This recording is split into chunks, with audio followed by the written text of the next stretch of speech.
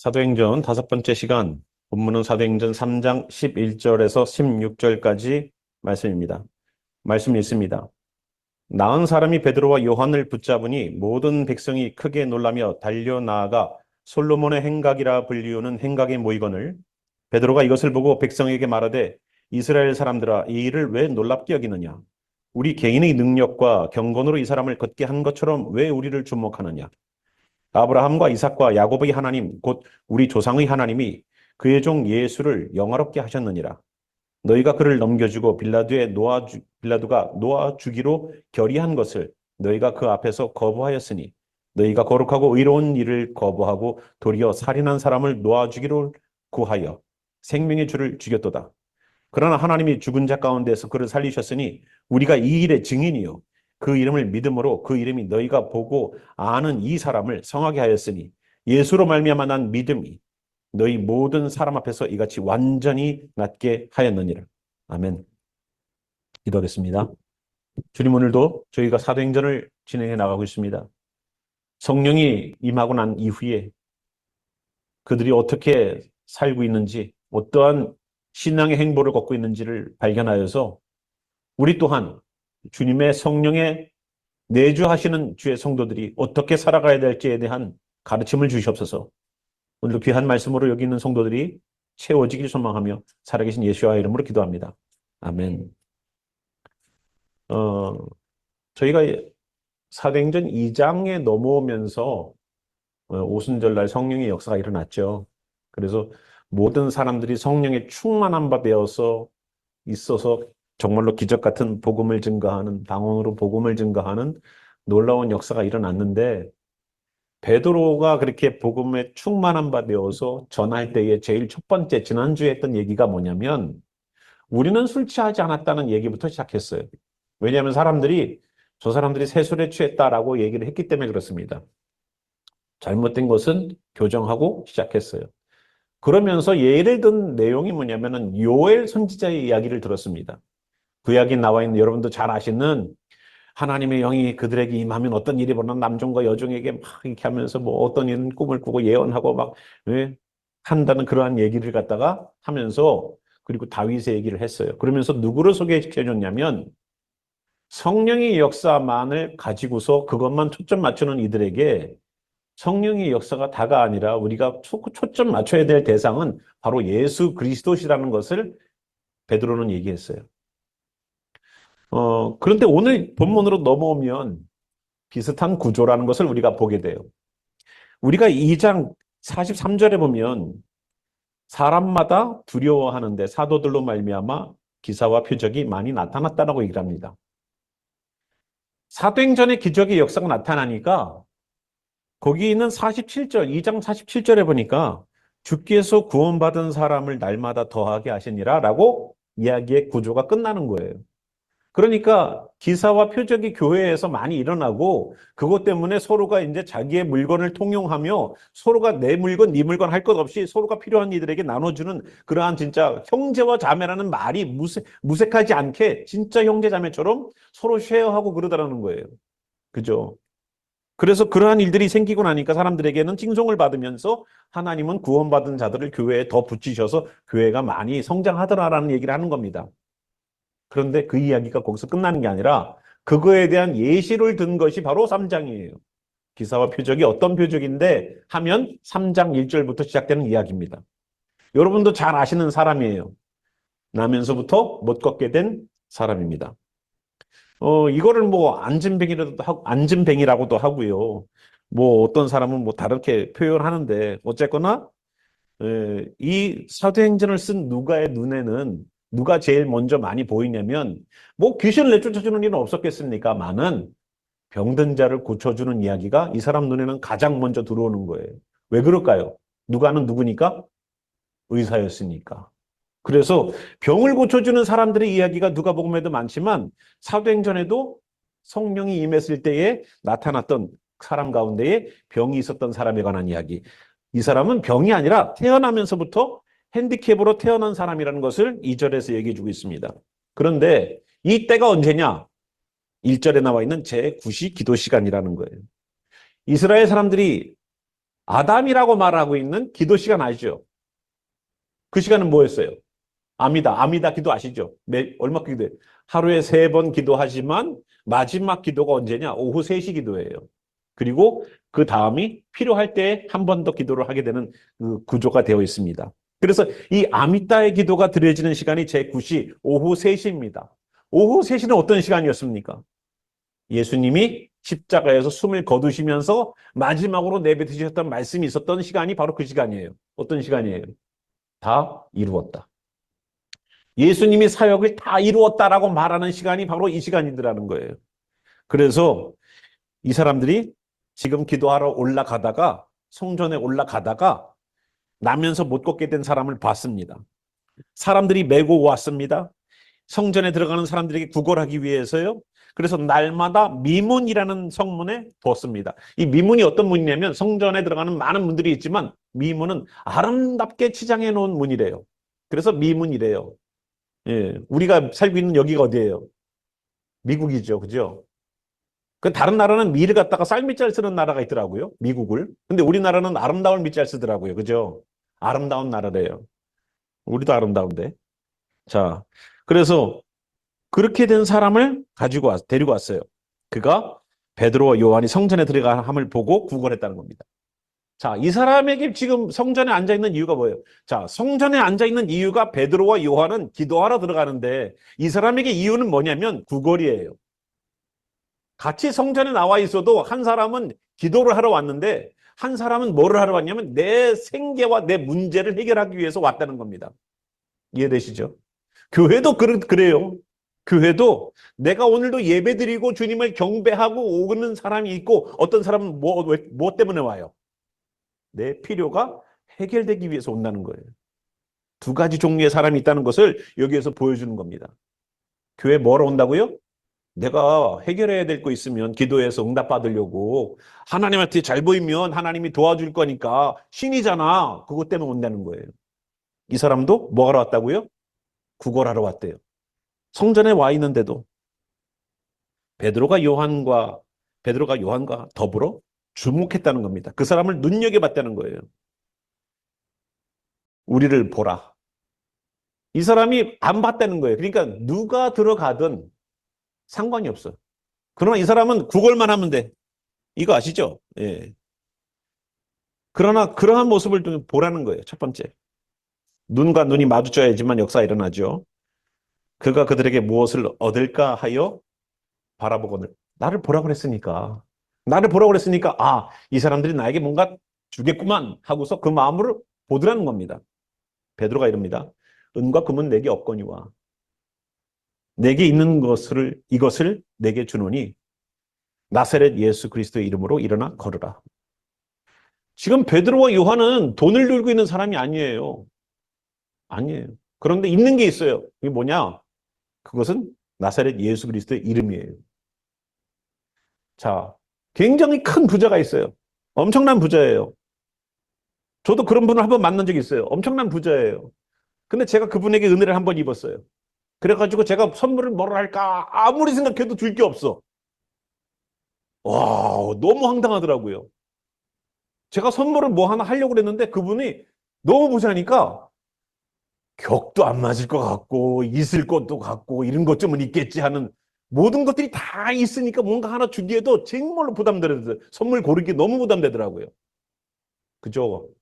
그런데 여기 있는 베드로와 요한은 줄 게 딱 하나가 있었어요. 그런 사람에게. 이 사람이 구하는 거는 자기의 먹고 사는 지금 오늘 한 입 떨어지면 이걸 갖다가 빵 사 먹으면 되는 요거 하나만 있으면 되는데 베드로와 요한은 그게 문제가 아니더라는 거예요. 평생 성전에 들어가지도 못하고 성전 문 앞에서만 있으면서 구걸만 하는 인생은 그건 평생 하나님 못 만나요. 미안하지만. 교회도 마찬가지예요. 교회도 마찬가지예요. 평생 교회는 다니는데 구걸하는 것처럼 주님 오늘 내 문제 있습니다. 이거 해결해 주세요. 내가 인생의 문제가 먹고 사는 문제인데 그거 해결해 주세요. 하나님 나 이 문제 해결해 주세요. 저 문제 해결해. 이 문제만 들고 나와 있으면 주님을 만나지 못해요. 그런데 여기 베드로와 요한처럼 주님을 만나러 가는 그 자리에서 그 사람에게 내가 있는 것으로 너에게 준다.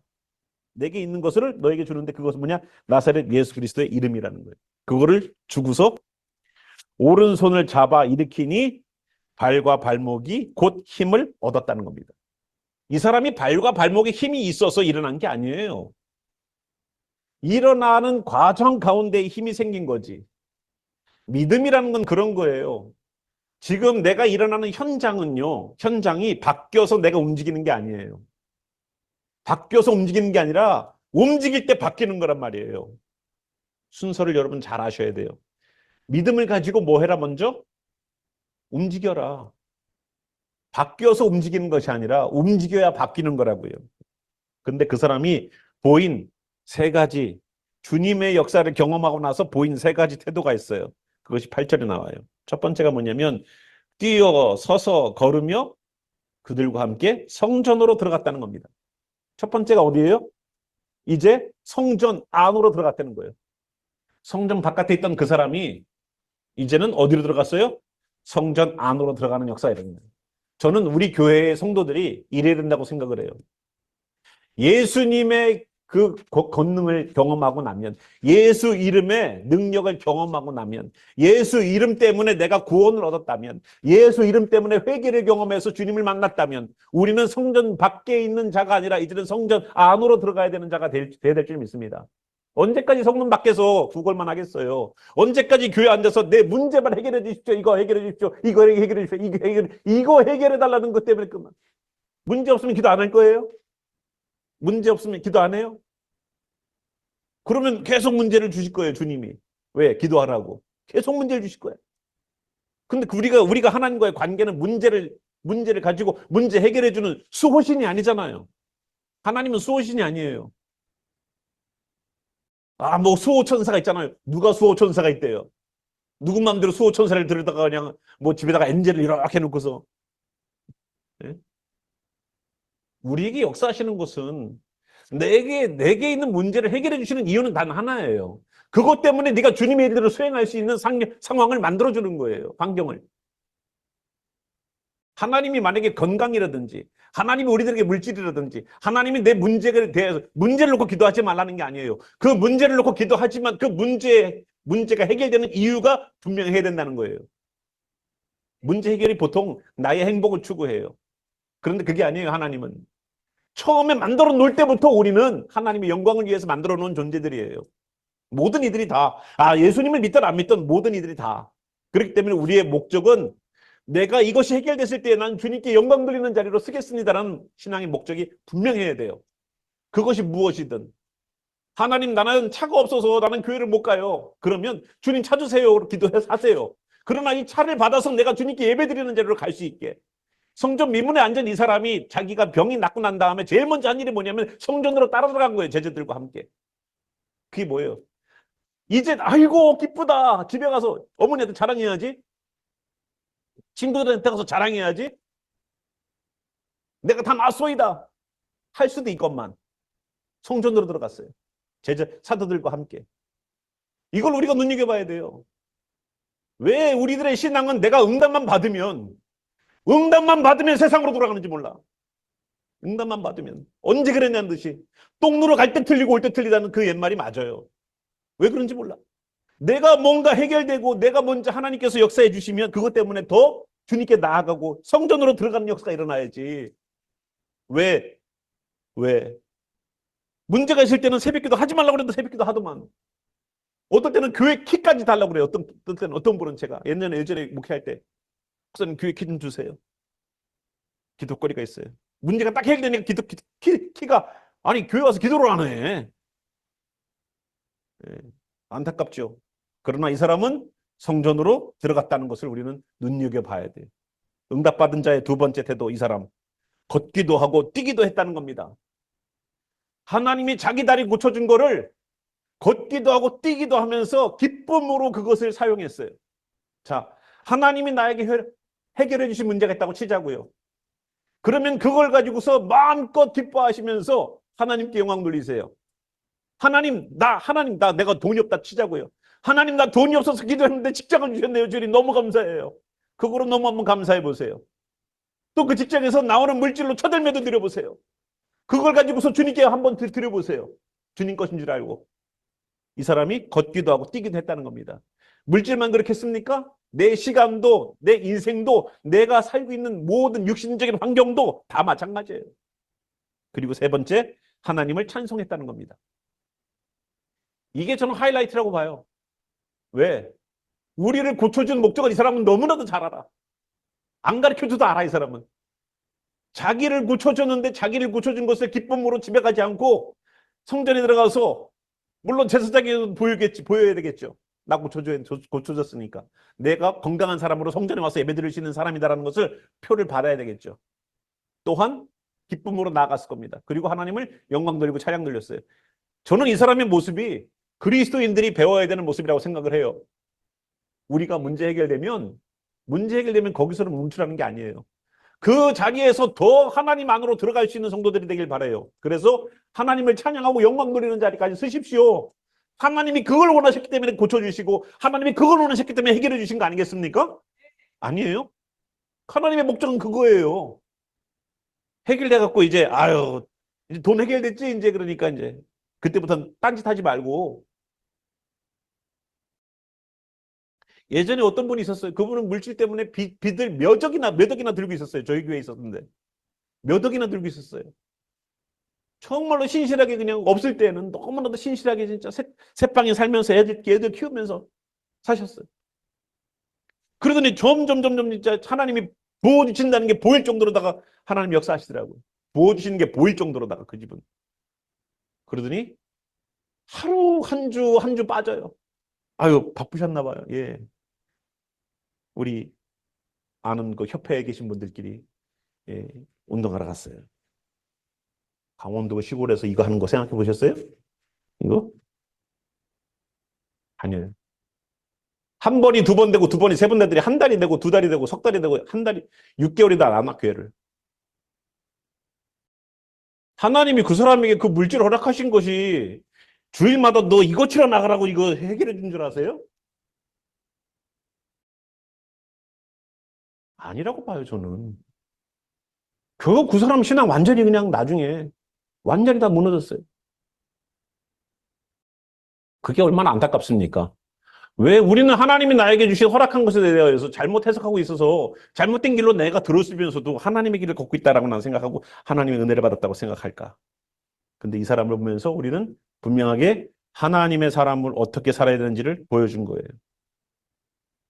9절, 모든 백성이 그 걷는 것과 하나님을 찬송함을 보고 그가 본래 성전 미문에 앉아 구걸하던 사람인 줄 알고 그에게 이르는 일로 인하여 심히 놀랍게 여기며 놀라니라.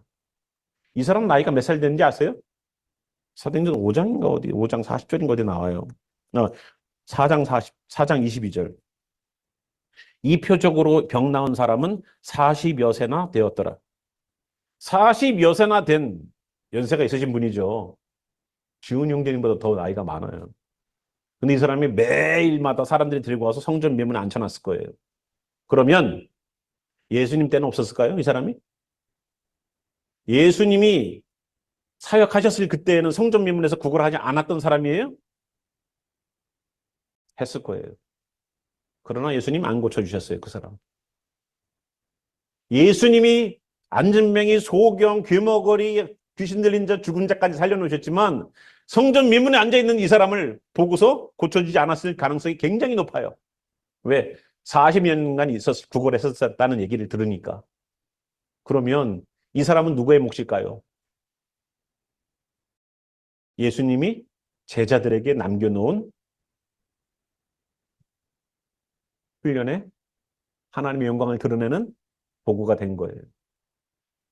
우리는 지금 예수님은 하나님 나라로 가셨지만 이 땅에 남겨진 우리가 해야 될 일은 뭘까요? 예수님이 아직 구원해 놓지 않은 사람들을 위해서 우리를 위한 몫으로 남겨놓는 사람들이 이 지역에 많지 않나요?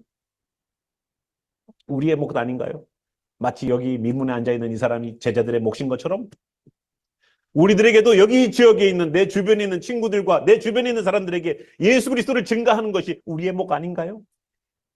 저는 그 사명을 우리가 느껴야 된다고 생각을 해요. 예수님이 고쳐주시고 예수님이 해결해 줄 수 있는 부분들을 예수님 넘어가셨을 거예요. 예수님은 아시는 분이니까 이 사람은 내가 지금 당장 안 고쳐줘도 내 제자들이 고쳐줄 사람이니까 그 사람들을 위하여서 그 사람들의 몫으로 내가 넘어갈게. 이 사람도 왜 낫고 싶지 않겠어요? 예수님이 수도 없이 성전을 다니셨고 수도 없이 회당을 다니셨을 때 왜 나도 병 낫고 싶지 않았겠어요? 하지만 이 사람은 제자들의 몫이었었어요. 우리들의 몫이 있을 겁니다. 살려야 될 영혼들이 있을 거예요. 그 영혼들을 위하여서 하나님 나에게 맡기신 이 지역에 대한 영혼들 주님 그냥 넘어가지 않게 하여 주시옵소서라고 기도하십시오. 자, 11절로 넘어갑니다. 나은 사람이 베드로와 요한을 붙잡으니 모든 백성이 크게 놀라며 달려나가 솔로몬의 행각이라 불리는 행각의 모였건을 성전 바로 옆에 있는 솔로몬의 행각이라는 데가 있습니다. 거기에서 말씀들을 나누고 말씀들에 대한 토론들을 이어가는 데가 바로 거기에요. 베드로가 이것을 보고 백성에게 말하되 이스라엘 사람들아 이 일을 왜 놀랍게 여기느냐? 우리 개인의 권능과 경건으로 이 사람을 걷게 한 것처럼 왜 우리를 주목하느냐? 라고 얘기했어요. 이 사람이 너무나도 40년이 넘게 있었을지도 몰라요. 그런데 여기에 있었던 그 수많은 세월이기 때문에 사람들이 다 알아요. 이 사람이 누군지. 그래서 사람들이 이 사람이 낫다는 얘기를 듣고 와서 신기하기도 하고 놀랍기도 하고 해서 와서 보면서 베드로와 요한에 대해서 주목했다라는 겁니다. 굉장히 이 사람들은 스페셜하게 하나님의 권능을 갖고 있는 사람들이야. 왜 이것이 중요하냐면요. 이스라엘 사람들의 메시아의 개념은 하나님의 말씀을 선포하는 랍비도 메시아가 될 수 있어요. 우리가 생각하는 메시아는 구원자, 딱 예수님이라고 딱 한정해 놓지만 이 유대인들이 생각하는 메시아는 랍비, 성경의 말씀을 풀어서 놀랍게 이해시켜주는 분도 메시아가 될 수 있다 없다? 있다는 겁니다. 우리랑 메시아 개념이 달라요. 그래서 그 사람들의 개념으로 이 베드로와 요한도 하나님이 보내시는 메시아 아니야? 왜? 하나님의 말씀을 하며 성령의 권능으로 사람을 치료하는 것을 보니까 어떤 생각이 드냐면 이분들이 메시아 아니야? 하나님이 보내신 메시아 아니야? 이제 예수님을 통해서 이스라엘이 다시 독립하고 이스라엘이 하나님의 오늘도 그 로마로부터 독립하는 것을 하나님이 보내신 메시아로 예수님을 따랐다가 결국은 아님을 발견하고 예수님을 죽이자 해갖고 죽였지 않습니까? 근데 이 베드로와 요한에게도 같은 생각을 하는 거예요. 이분들도 하나님 보내신 메시아 아니야? 라고 생각하는 겁니다. 그러니까 우리가 아니라는 거예요. 개인의 권능과 경건으로 이 사람을 걷게 하는 것이 아닌데 왜 우리를 주목하냐? 우리는 아니라는 거예요. 하나님 안에서 권능과 능력은 우리의 힘이 아닙니다. 주님의 능력이에요. 그래서 그것을 갖고서 베드로는 얘기를 하는 겁니다. 그런데 지난번에 우리가 2장에서도 봤지만 3장에서도 동일하게 베드로는 어디로 이야기를 진행시켜 나가느냐? 43절 아브라함과 이삭과 야곱의 하나님 곧 우리 조상의 하나님이 그의 종 예수를 영화롭게 하셨느니라. 너희가 그를 넘겨주고 빌라도가 놓아주기로 결의한 것을 너희가 그 앞에서 거부하였으니 너희가 거룩하고 의로운 일을 거부하고 도리어 살인한 사람을 놓아주기를 구하여 생명의 주를 죽였도다. 그러나 하나님이 죽은 자 가운데서 그를 살리셨으니 우리가 이 일의 증인이라. 이 이름을 믿음으로 그 이름이 너희가 보고 아는 이 사람을 성하게 하였나니 예수로 말미암아 난 믿음이 너희 모든 사람 앞에서 이같이 완전히 낫게 하였느니라. 그래서 이 사람을 낫게 한 것에 대하여서 누구에게 초점 맞추게 하냐면 누구예요? 예수님이에요. 예수님.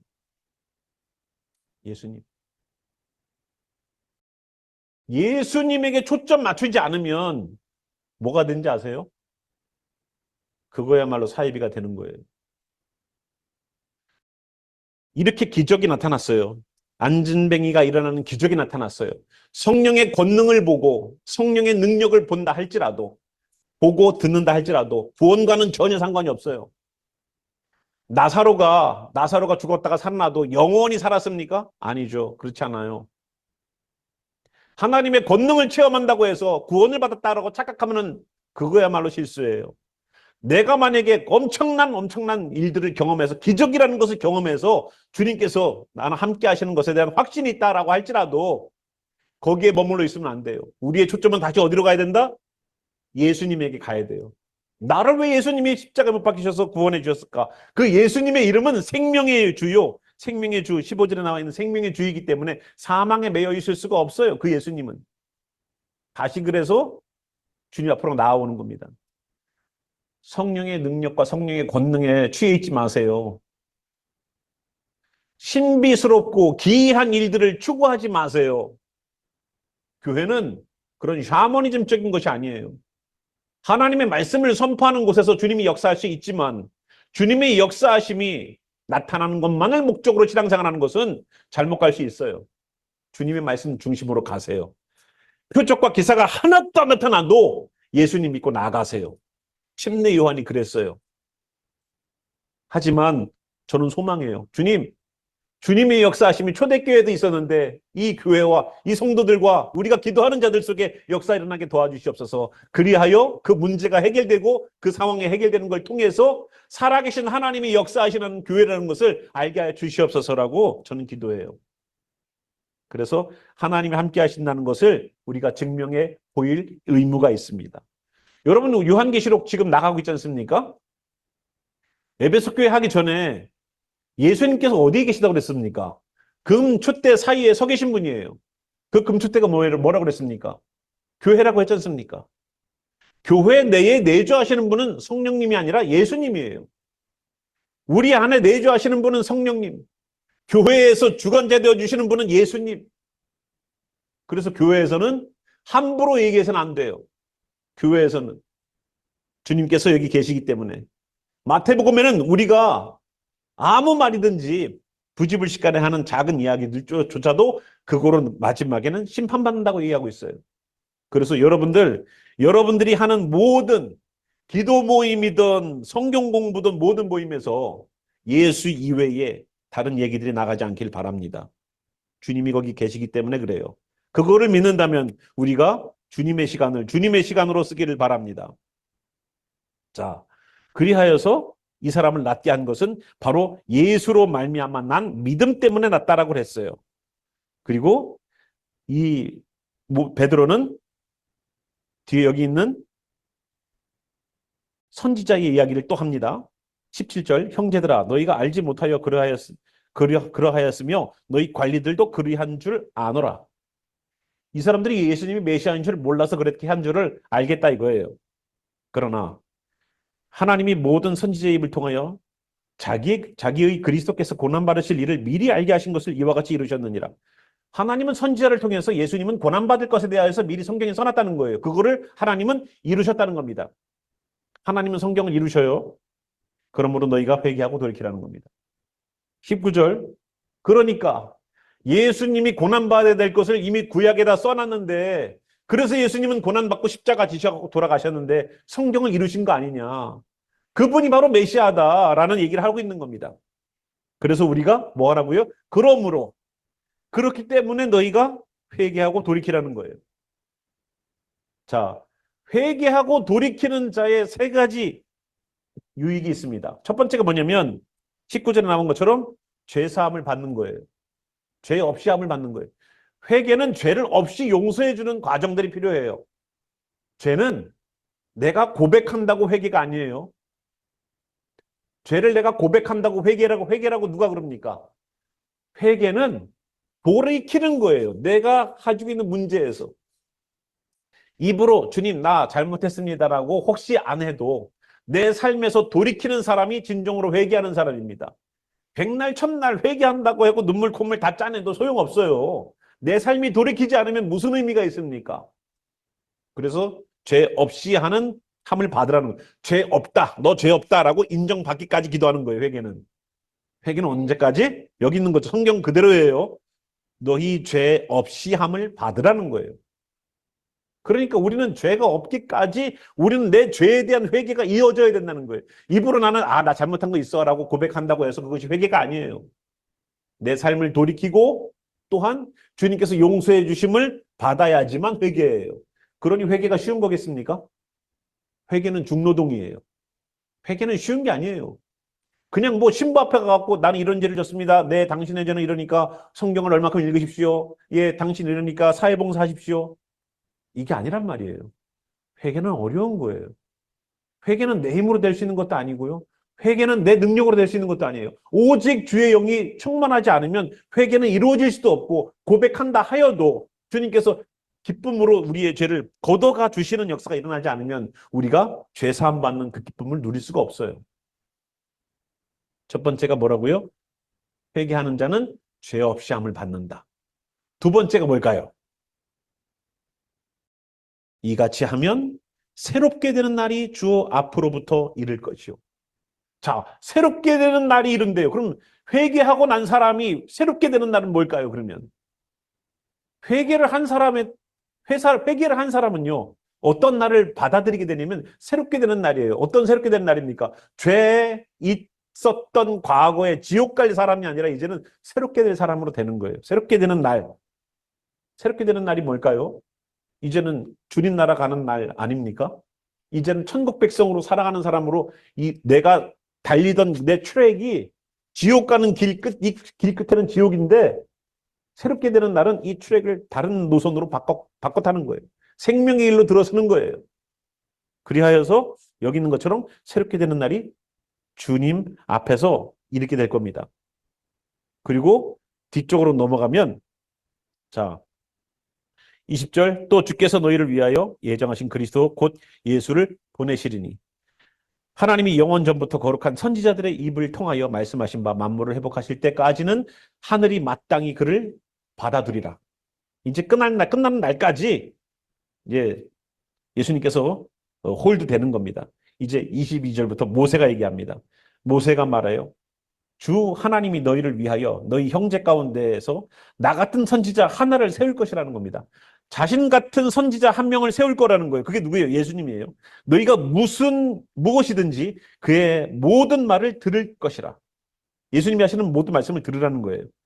23절 누구든지 그 선지자의 말을 듣지 아니하는 자는 누구든지 그 선지자가 누군지 모세는 아직 몰라요. 하지만 그 선지자는 예수님이에요.